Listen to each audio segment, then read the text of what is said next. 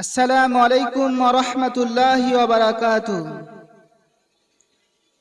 আলহামদুলিল্লাহি রাব্বিল আলামিন ওয়াসসালাতু ওয়াসসালামু আলা সাইয়্যিদিল মুরসালিন মুহাম্মদ ইবনে আবদুল্লাহ ওয়া আলা আলিহি ওয়া সাহবিহি আজমাইন, আম্মা বাদ। ফাকাদ ক্বালা আল্লাহু তাআলা ফি কালামিহিল মাজিদ ফাআউযু বিল্লাহি মিনাশ শাইতানির রাজীম। فإذا فرغت فانصب وإلى ربك فارغب। سعادة رئيس الحفل الكريم الموقر وحضرات الحكام وأساتذتنا الأجلة وضيوفنا الأعزة وزملائي البررة، إني أريد أن أبين بين أيديكم خطبة مختصرة في هذه الحفلة السنوية حول الموضوع يغتنم فراغك قبل شغلك. أيها الحاضرون الكرام، إن أهمية الوقت في حياتنا اليومية كبيرة، ولا بد لنا أن نستغل وقت فراغنا استغلالا صحيحا كما يستغله الصالحون في حياتهم استغلالا تاما. وإنكم تعرفون معرفة جيدة أن الوقت نعمة عظيمة وكبيرة من نعم الله تعالى.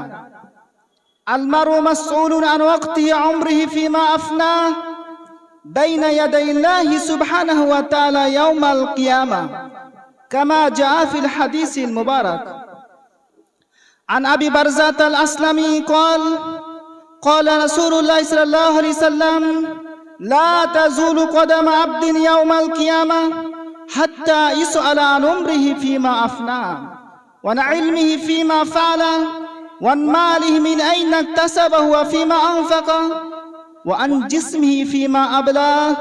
رواه الترمذي وقال هذا حديث حسن صحيح. لا تزول قدم عبد يوم القيامة أي من موقف الحساب إلى جنة أو نار.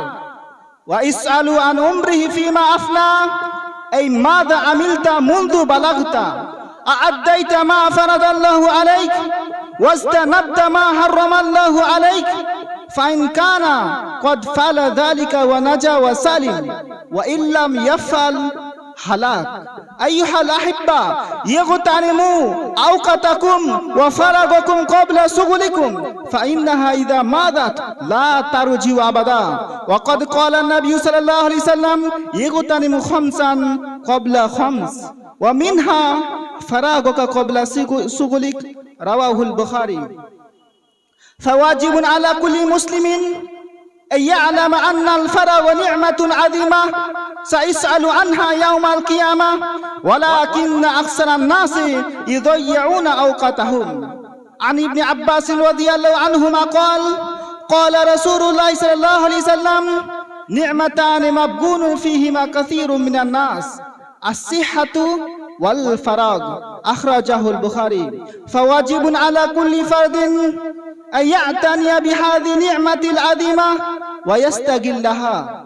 وقال ابن القيم رحمه الله: إضاعة الوقت أشد من الموت. إضاعة الوقت أشد من الموت، لأن إضاعة الوقت تقطعك عن الله والدار الآخرة، والموت يقطعك عن الدنيا وأهلها. فالوقت هو الحياة، ومن أضاع وقته وضاع الحياة، ومن أضاع حياته ندم ولا تنفعه الندامة. أيها الأحبة، فيجب على كل فرد ألا يضيع حياته ووقته بلا فائدة. فالإنسان العاقل هو الذي يحرص على الاستغلال الوقت، الاستغلال الأمثال بما يعود عليه بالنفع في الدنيا والآخرة، وذلك لأن الوقت من أثمان الموارد التي منحه الله تعالى للإنسان ودعاه إلى المحافظة عليها، وجعلها من الأمور التي سيسأل الإنسان عنها يوم القيامة.